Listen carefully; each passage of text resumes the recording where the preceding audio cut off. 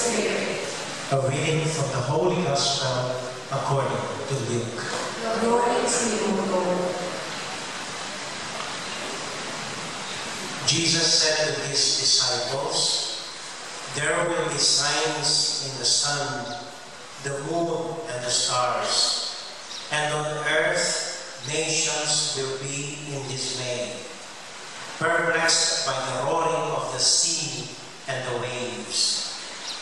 People will die of fright in anticipation of what is coming upon the world, for the powers of the heavens will be shaken.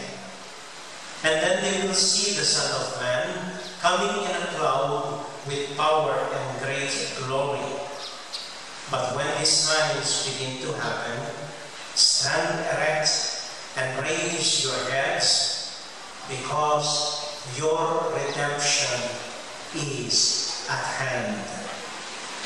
Beware that your hearts do not become drowsy from carousing and drunkenness and the anxieties of daily life, and that they catch you by surprise like a trap. For that day will assault everyone who lives on the face of the earth. Be vigilant at all times, and pray that you have the strength to escape the tribulations that are imminent, and to stand before the Son of Man."